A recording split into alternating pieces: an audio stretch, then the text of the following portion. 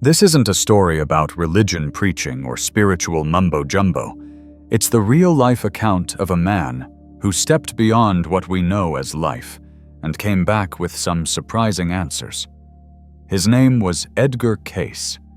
He saw what most of us can only vaguely feel when the world gets quiet at night, and that one question pops up: what comes after this? Cayce wasn't your typical mystic. He wasn't after fame, didn't build a following, and wasn't promising salvation. He was a down-to-earth guy from Kentucky, soft-spoken and unassuming. But then something happened to him, something that flipped his world upside down, and it might just flip yours too. He called it going into a sleep state, but people who listened to his readings knew it was way more than that. During those moments, he wasn't just imagining things, he actually left his body. Not in some metaphorical way, but literally. His body would stay lying still while his awareness took off. He explained it like this: first, he'd hear a ringing, then see a flash of light, and then nothing. No body, no sense of time. Just being. And that's when things got really wild. He started to see things not with his eyes, but clearer than he ever had while awake. He said the soul leaves the body gently. There's no pain, no fear. It's like shedding a heavy coat. At first it feels strange, then it feels freeing. He described hovering above himself, looking down at the room, at the people, asking questions at his own body. Then everything changed. He entered a place with no floor, no ceiling, no walls. He called it the sphere of light. There were no sounds, yet he instantly knew everything he needed to. Thoughts didn't come as words, but as pure understanding. And in that light, there were other beings, other souls. He didn't know them by name, but he felt like they knew him, and he somehow knew them too. There were no conversations, just feelings and memories. He described something like a life review, not judgment, not punishment, just a kind of remembering. Like watching a movie of your life, only this time you don't just feel your side. You feel how every single person you affected felt too. Words, actions, even silence, they all ripple out, and suddenly you see who you really were. And that Cayce said was just the beginning. If you're still reading, maybe it means you're ready for more. After one of these experiences, he didn't snap right back to normal. He said waking up felt like leaving real life and returning to something smaller, something more limited. He often said, true life isn't here, we're just passing through like guests or students. And he meant it literally, because during those trances, he saw the other side. He spoke of realms that looked like cities made of light. There were different levels, like layers. Some felt peaceful and still like a calm lake. Others were alive with motion and change. Every soul went to the place that matched their inner energy, their vibe, if you will. It wasn't about reward or punishment. You just ended up where your soul belonged based on who you really were. Heaven and hell weren't destinations. They were reflections. You go where you already are deep down when the masks come off. What mattered wasn't what you did, but why you did it. The essence behind your actions. If you lived a lie, you'd feel the weight of it. If you lived with love, you'd feel like you could fly. And the most beautiful part, it wasn't a verdict. It was an invitation. An invitation to grow, to learn, to come back again. Cayce saw souls choosing to return to Earth. Not because anyone forced them, but because something deep inside pulled them. A desire to keep learning, keep evolving.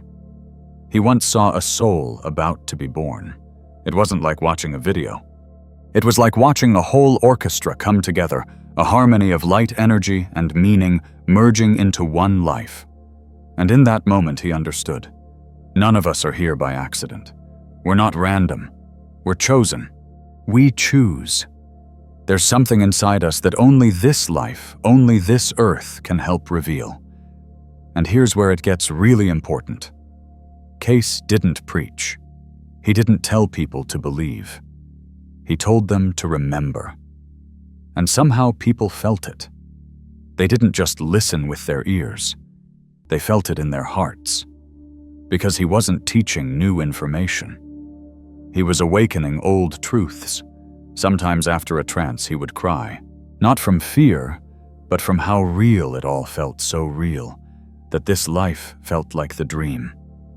And he'd confess the hardest part wasn't going there. The hardest part was coming back, living like you don't know even when deep down you do. He said if people really remembered who they were, they wouldn't be afraid of death. Because death isn't the end. It's just the next chapter, and a clearer one at that. So now the question is, do you want to know what he saw next? In one of his most profound trances, Edgar Cayce witnessed the moment of transition the instant a soul leaves the body. It wasn't violent. It wasn't scary. It was a release. Like exhaling after holding your breath for a long, long time.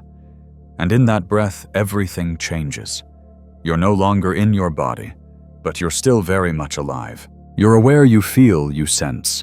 Only now it's clearer, cleaner, without the noise, without the pain. Cayce described how at first you see yourself, your own body, the people around it, but everything feels oddly distant, like it doesn't belong to you anymore. Then a light calls to you, not a harsh glare, but a warm, peaceful glow. It doesn't overwhelm. It gently invites you in. He said the soul isn't greeted by angels or long-lost relatives. Instead, it's met by beings real, but impossible to put into words. They don't have shapes or voices, but you feel them, like you feel love that doesn't need to be proven. They're simply there. It's this deep sense of recognition, like coming home to a place you've always belonged, but somehow forgot existed. And then comes the moment of truth, not in a scary, judgmental way, but in a quiet, undeniable way. There's no courtroom, no punishment. They don't tell you who you were, they show you. Your entire life laid out before you. Not the things that happened, but how they felt, what you felt, what others felt because of you. Everything you ever sent out into the world comes back, not to scold, but to help you understand. If you caused someone pain, you'll feel that same pain not as punishment, but as an awakening. And if you gave love, you'll feel that too, only more deeply, like it's been purified, unfiltered by words or fear. Cayce called it a mirror, not a judgment. It's not God asking, "Who were you?" It's you stripped of all fear and excuses, quietly asking yourself, "Did I become the person I hoped to be?" Sometimes, Cayce said, souls don't want to move on. They hesitate. They cling to life, to people, to things left unfinished. They get stuck in a space he called the gray light. It's not frightening, but it's not peaceful either. It's like a hallway with no doors until you decide go forward or go back. But what Cayce described next was even more profound. He talked about different levels souls pass through, depending not on money or fame, but on light, how pure your intentions were, how much love you could give even when it hurt. These weren't places exactly. They were states of being, like vibrations. You don't climb higher, you remember who you really are.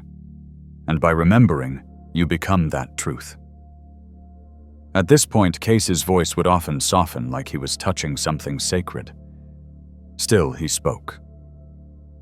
Beyond those levels, he said, is a silence. Not an empty silence, but one filled with presence like the very breath of the universe. No forms, no labels, no memories. Just essence. Just the soul in its purest light. He said it was like going back to the source of everything where there's no you and God, just oneness. But to get there, you have to let go. And that's not easy. Even after death, people cling to anger, to desires, to who they thought they were. Every one of those attachments is a weight holding the soul down. Cayce saw souls wandering, unable to move forward because they couldn't forgive either themselves or someone else. Others were held back by the fear of being forgotten, of believing their life had meant nothing. And that's when other beings would show up, not to save, but to gently remind them, you are more than you think. and you are not alone. Sometimes, he said, souls are shown glimpses of future lives, not as a threat, but as a chance. Not all at once, only what they're ready to see. And then they're given the choice, go back or stay. And here's the surprising part. Many souls want to return. Yes, even knowing the pain and challenges of earthly life. Because from that side, they remember life isn't suffering. It's a gift. A chance to love, to grow, to rediscover who you really are. The soul doesn't return to be punished. It comes back to become whole. Cayce described how souls actually choose their next life. They pick their parents, their country, their time, even their trials. Not as victims, but as creators, as an act of faith in their own potential. That, he said, was his greatest revelation. We're not random. Our struggles aren't random. Our relationships, our heartbreaks, our triumphs, none of it is random. It all mirrors what we came here to explore, to confront, to remember. You're not a body searching for meaning, he said. You are meaning, and you chose to come into a body. He often spoke in these poetic, riddle-like phrases, as if he couldn't or wasn't allowed to spell it all out plainly. But there was something about the way he said it that rang true. Like when he'd say, the truth isn't in what happens after death, it's in what you do while you're alive. Or there is no death, only a change of rooms. Or even the hardest part isn't dying. The hardest part is being yourself. Over time, it started to sound like he hadn't just seen the afterlife, he'd seen a map of the soul. A kind of cosmic roadmap full of winding paths and crossroads. Places where we lose ourselves, and places where we finally remember who we've always been. One day, Cayce said the deepest pain for the soul isn't losing the body. It's forgetting who you are. He believed most people go through life half asleep. Not because they're lazy, but because they're scared of what they'll see when they wake up. But waking up, he said, is the real point of being here. In one of his deep trance sessions, Edgar Cayce described something that still sends shivers down the spine of anyone who hears it. He said he saw the soul of someone who had just passed, not standing in front of a godlike figure or judge, but facing a kind of all-knowing awareness. It wasn't a person or a being, it was simply presence.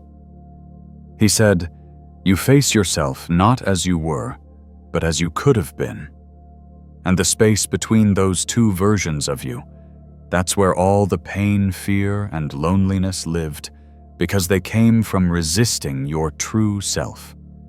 He explained that the soul sees everything at once, every action, every thought, but what really matters isn't what you did, it's why you did it. Were your choices driven by fear or by love? He said the afterlife is like a mirror that only asks one question. Did you live with your heart open? People often called him a prophet, but Cayce rejected the label. I'm not a prophet, he said. I just remember a little more than most, so I feel like I have to share it. He wasn't into religious rules or labels. What he talked about was simple be the light even when you're surrounded by darkness. There's one story from his records that stands out. A woman had just lost her husband suddenly and was drowning in grief. Cayce went into a trance and told her, he hasn't gone far. He's still close by. He's watching over you. He says don't hide from life. Don't stay in sorrow. I didn't die. I just stepped ahead. The woman cried, not from sadness, but from relief. In that moment, she felt seen. She felt something bigger than herself was holding her. Cayce believed no soul is ever truly lost. Even when someone dies in fear or confusion, they are still found. The light always finds its spark. He believed every person isn't just here by accident, but as part of a deeper purpose, an answer to a prayer that's been echoing through time. He also spoke of a space between lives, a kind of transition hallway. It's where the soul lets go of confusion, where it gets a moment to understand what it missed before deciding what's next move forward or return. But that choice isn't punishment, it's trust. The universe doesn't punish, it invites. And the soul agrees because it senses the journey isn't over yet. In one of his final trance states, Cayce said he saw a soul returning to the light. And it cried not from pain, but because it finally recognized itself. It realized just how much it had underestimated its own worth and how deeply it had always been loved. After coming out of trances, Cayce often stayed silent for a long time. Not because he was unsure of what to say, but because words felt too small to hold what he'd seen. Some things he believed could only be understood in stillness by those who already carry a piece of the truth inside them. One day he said something strange but unforgettable. "You don't need to be perfect, you just need to be real." That line captured everything he'd experienced. According to him, on the other side, there's no scoreboard, no cosmic judge keeping tabs. There's just you, no masks, no fear, no defenses, and the only question that matters is, did you become who you truly are? Souls, he said, don't return to life as a punishment. They come back out of love to grow, to understand, to forgive, to finish what they started. Every heartbreak, every struggle isn't a curse. It's a signal you've drifted from yourself, and it's time to find your way back. Cayce left behind thousands of pages of transcripts, but he always said the real message wasn't in the words. It was in the way he lived. He believed that everything we go through is part of a massive spiritual awakening, that every person, no matter how lost, will one day hear a quiet call. Not from outside, but from within. He often told people, don't just believe me. Ask yourself. Close your eyes and listen. Where your thoughts stop, your true memory, begins the memory of who you are. Maybe that's why you're reading this right now. Because somewhere inside, part of you already knows. Somewhere deep down, that quiet music Cayce talked about, the voice of your soul, is already playing. He said we all receive an invitation in life. A moment when the world seems to crack open just enough for light to slip through. And in that moment, all you have to do is pause and say, I hear you. If you've made it this far, maybe this is your moment. Maybe it's not just a random story or a coincidence. Maybe it's a sign that you're already on your way home. And if something inside you stirred while reading these words, even just a little, don't ignore it. Drop a comment. Say something, even if it's just a dot or a heart, a quiet. I'm here so others can feel less alone when they come across this too. And if this touched you, hit the like. It's not just a button, it's a sign, a silent ripple that someone heard you. Share this with someone who may be ready to remember what they've forgotten. See you where words end and truth begins.